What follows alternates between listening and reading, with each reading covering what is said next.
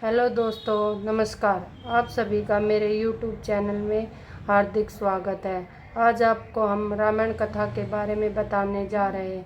आज आपको हम बताने जा रहे हैं कि रावण की बहन शूर्पणखा रावण से बदला क्यों लेना चाहती थी। इसलिए वीडियो को ध्यानपूर्वक देखिए। बदला क्यों लेना चाहती थी शूर्पणखा? तो चलिए इसके बारे में विस्तार से जानते हैं। राम, लक्ष्मण, सीता और रावण के बारे में तो हर कोई जानता है, लेकिन एक रामायण का एक और अहम किरदार है, जिसका नाम शूर्पणखा है।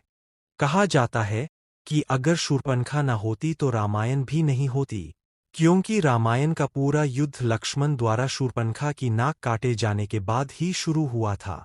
शूर्पणखा के बारे बहुत कम जानकारी मिलती है। आइए जानते शूर्पणखा से जुड़ी कुछ अनसुनी कहानियों के बारे में। राक्षस के परिवार की होने की वजह से शूर्पणखा को अपना भेष बदल लेने की शक्ति प्राप्त थी। वो अपने चेहरे के रंग के साथ साथ अपनी आवाज भी बदल लेती थी। वाल्मीकि जी के अनुसार शूर्पणखा का रूप रंग बहुत ही डरावना था। शूर्पणखा ने अपने पसंद के व्यक्ति से विवाह किया था। शूर्पणखा के पति का नाम विद्युज्जिह्वा था और वो राजा कालकेय का सेनापति था। कालकेय के साथ हुए युद्ध में रावण ने विद्युज्जिह्वा को मार डाला था। उसका भाई ही उसके दुर्भाग्य का कारण बना।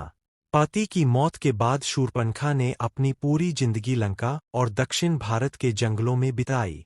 वो कुछ दिनों के लिए अपने रिश्तेदारों खर और दूषण के साथ भी रही।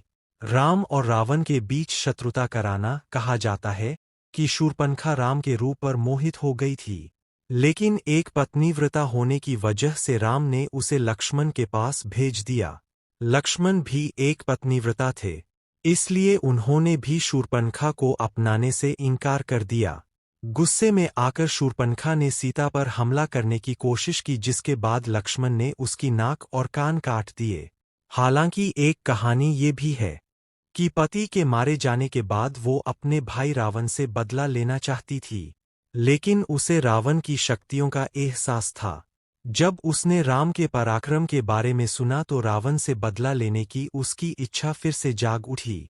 इसलिए उसने राम और रावण के बीच दुश्मनी पैदा करने का काम किया, जिसकी वजह से रावण ने सीता का अपहरण किया और अंत में राम के हाथों उसकी मृत्यु हुई। कहा जाता है कि राम और रावण की मौत के बाद शूर्पणखा विभीषण के साथ लंका में ही रह गई। कुछ सालों के बाद शूर्पणखा और उसकी सौतेली बहन कुंभिनी समुद्र के किनारे मृत अवस्था में पाई गई थीं। इस प्रकार दोस्तों, शूर्पणखा अपने भाई रावण से बदला न लेना चाहती थी। अगर वीडियो अच्छा लगे तो लाइक और शेयर ज़रूर कीजिए और अगले भाग के बारे में कल हम आपको बताएंगे।